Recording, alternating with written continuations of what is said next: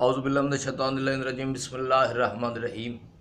حمد و ثناء اللہ رب العزت کی بارگاہ میں کہ جو ہر لحاظ سے لائق حمد و ثناء ذات ہے، اور درود و سلام اللہ رب العزت کے ان برگزیدہ بندوں پر کہ جنہوں نے انسان تک حق کی ہدایت پہنچانے میں اپنا کردار ادا کیا۔ سب سے پہلے تمام سامعین کو ساگر نقوی کا سلام پہنچے۔ سامعین کرام، حضرت علی صلوات اللہ علیہ کا فرمان عالی شان ہے کہ غربت جو ہے وہ ایک لعنت ہے، اور یہ لعنت اس لیے ہے کہ یہ انسان سے ہر ناجائز کام کرواتی ہے۔ پھر اسی تناظر میں فرمایا کہ اگر چور چوری کرے تو چور کا ہاتھ کاٹ دو، اور اگر کوئی روٹی چوری کرے تو پھر چور کا ہاتھ نہ کاٹو بلکہ حکمران کا ہاتھ کاٹ دو، جس نے تقسیم ہی منصفانہ نہیں کی، جس نے حالات ہی ایسے پیدا کر دیے کہ لوگوں کو جو روٹی جیسی بنیادی چیز ہے وہ بھی چوری کرنا پڑی۔ پھر فرمایا کہ جہاں روٹی انسان کی پہنچ سے دور ہو جائے وہاں دو چیزیں سستی ہو جاتی ہیں۔ یہ بھی مولا علی علیہ السلام کا فرمان میں بیان کر رہا ہوں کہ جہاں روٹی انسان کی پہنچ سے دور ہو جائے وہاں دو چیزیں، میرے مولا فرما رہے ہیں، دو چیزیں سستی ہو جاتی ہیں۔ کون سی؟ ایک مرد کا سر، عورت کی عزت۔ تو غربت سے مراد کیا ہے؟ غربت سے مراد یہ ہے کہ کسی انسان کے پاس کھانے پینے کے لیے بنیادی ضروریات نہ ہو، یعنی کھانے کے لیے روٹی تک نہ ہو، تو اسے کہتے ہیں غربت۔ اور مولا علی علیہ السلام فرما رہے ہیں کہ یہ ایک لعنت ہے، اور ہمارے حکمران وہ سینے پہ ہاتھ مار کے کہتے ہیں کہ ہم تو آئے تھے جس قوم کو عظیم قوم بنانے، ہم کوئی ٹماٹر آلو کا ریٹ بتانے نہیں آئے تھے۔ اور پھر ان کے جو سپورٹرز ہیں، وہ جن کے پیٹ کے اندر یہودیوں کی کمائی سے، یہودیوں کے پیسوں سے پکی ہوئی بریانی کی پلیٹیں بھر جاتی ہیں نا جب، تو پھر وہ انہیں خاموش نہیں رہنے دیتی، پھر وہ اپنے اس دیوتا کے حق میں بولتے ہیں، اس دیوتا کے پجاری، پھر وہ اس دیوتا کے حق میں بولتے ہوئے پھر لب کشائی کرتے ہیں کہ یہ قوم ہی اتنی لیچڑ ہے، گھری ہوئی ہے کہ یہ آٹا چینی سے باہر نکل ہی نہیں سکتی، ان کا معیار ہی آٹا چینی ہے۔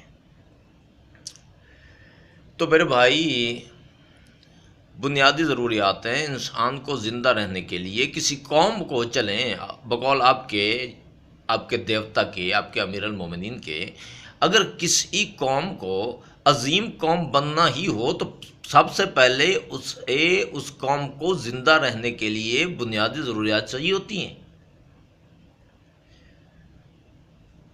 کوئی قوم عظیم قوم تب بنتی ہے جب وہ زندہ رہ سکے، جس قوم کے لیے بنیادی ضروریات کا ہی فقدان پیدا کر دیا جائے حکمرانوں کی طرف سے، اور پھر وہی حکمران سپیکر پہ ببانگ دول کہہ رہا ہو کہ میں تو عظیم قوم بنانے آیا تھا، بھوکا مار کے عظیم قوم بنانے آئے تھے۔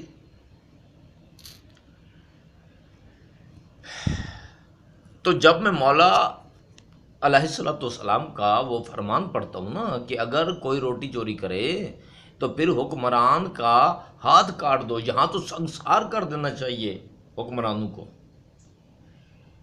جن کی وجہ سے لوگوں نے روٹیاں چوری نہیں کیں، اپنے ہنستے بستے آنگن اجاڑ دیے، والدین سے بچوں کی بھوک پیاس دیکھی نہیں گئی،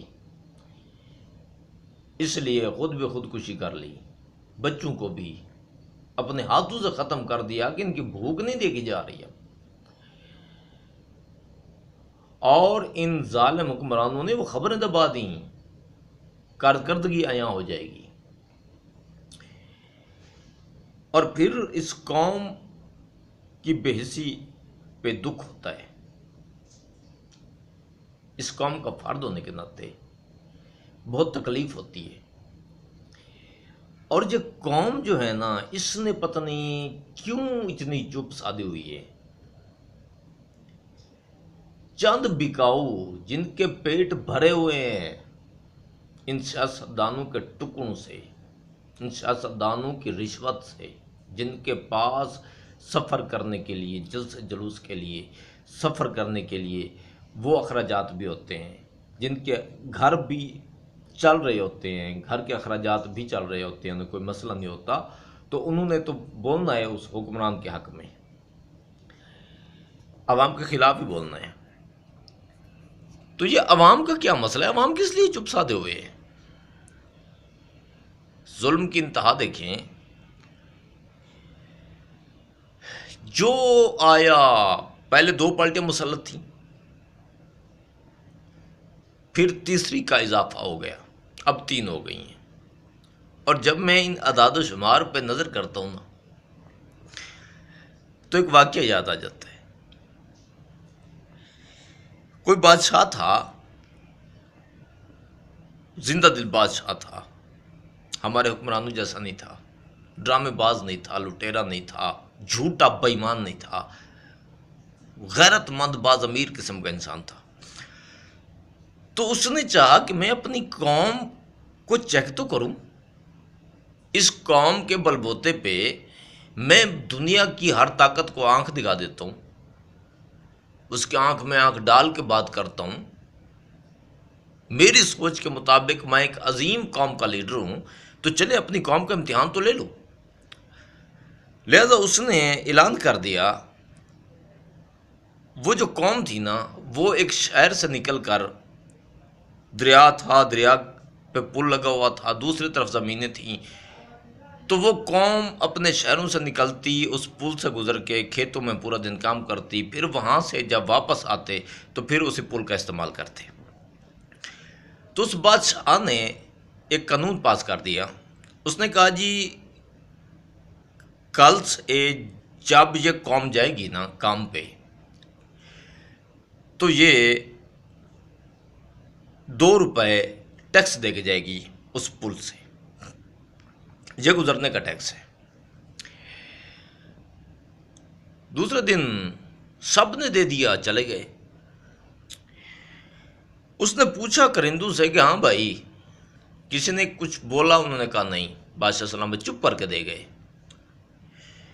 اچھا، اس نے کہا ٹھیک ہے، کل سے 5 روپے کر دو۔ اگلے دن 5 روپے چپ کر کے دے گئے۔ بادشاہ نے جب پوچھا کہ آج کچھ بولا؟ انہوں نے کہا نہیں، خاموشی سے دے گئے۔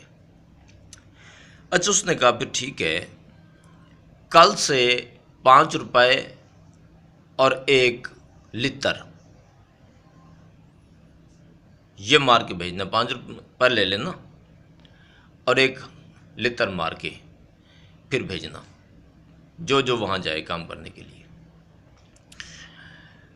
سپاہیوں نے یہی کام کیا، عملے نے یہی کام کیا، آئے 5 روپے بھی دیے، لتر بھی کھائے، چلے گئے، واپس آئے، شام کو سو گئے، کام کر کے تھکے آ رہے۔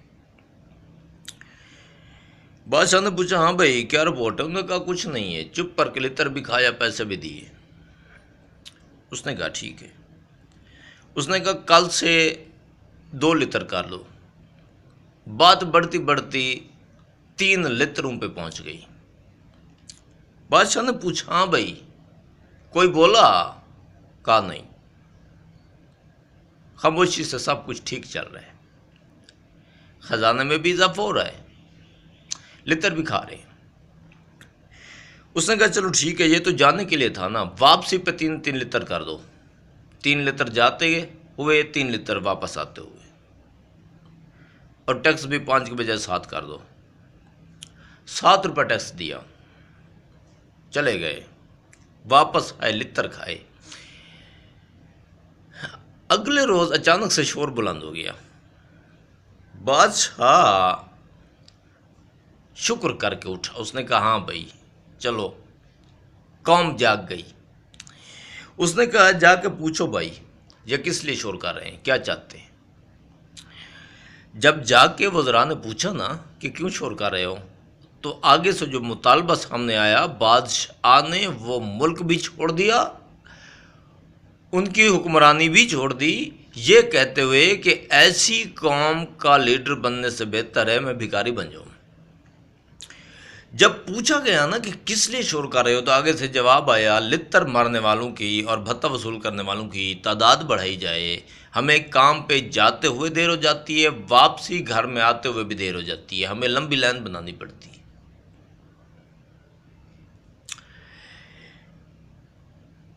وہاں 3 لتر تھے، یہاں 3 پارٹیاں ہیں، میں ان 3 پارٹیوں کو لتر ہی کہوں گا، یہ لتر ہے اس قوم کے لیے۔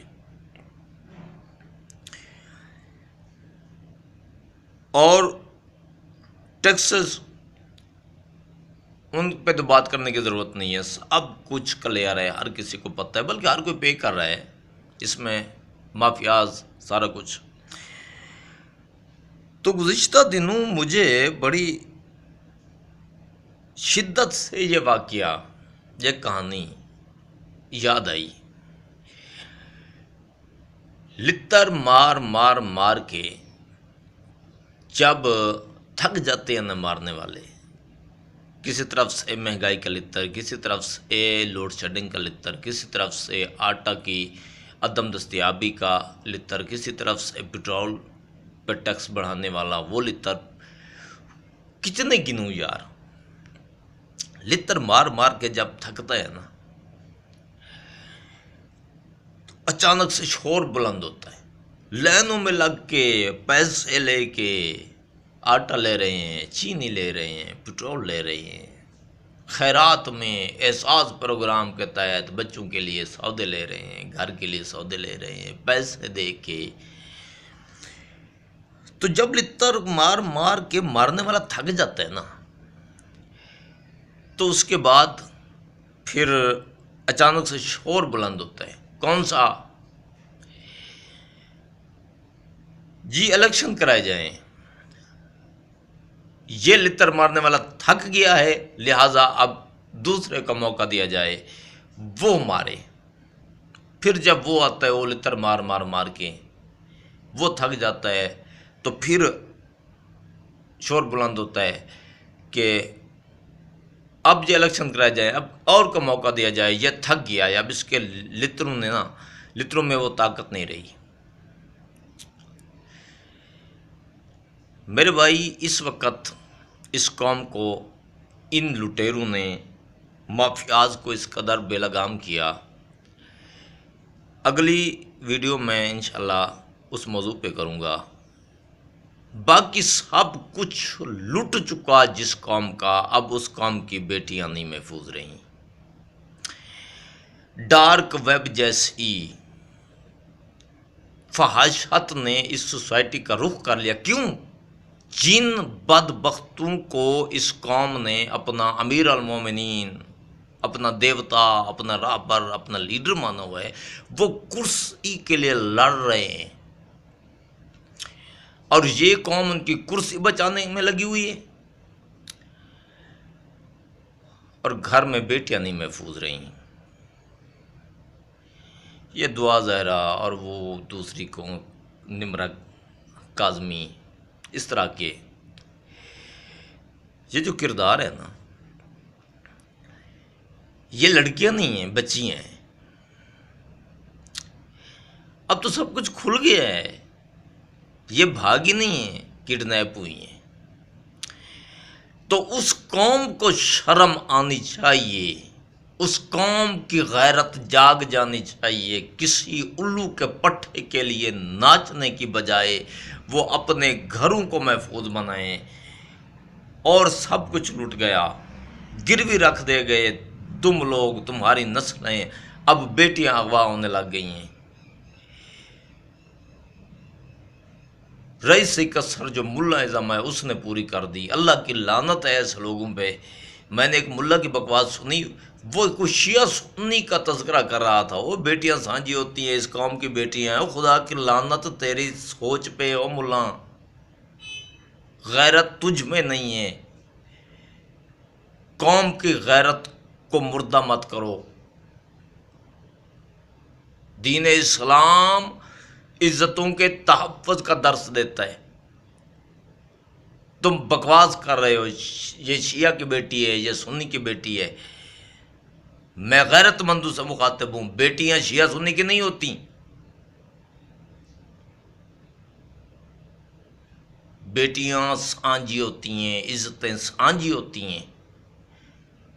خدا را کچھ عقل کے ناخن لو.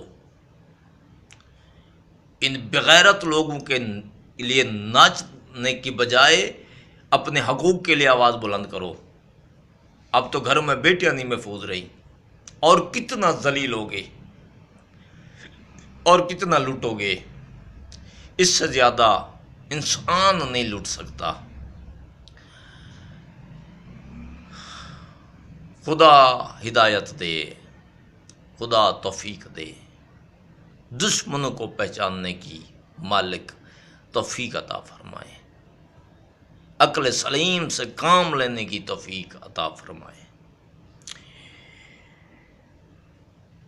ہر فراڈی، ہر دھوکے باز کے شر سے مالک میرے ملک کو، میری قوم کو اپنی حفظ و امان میں رکھے.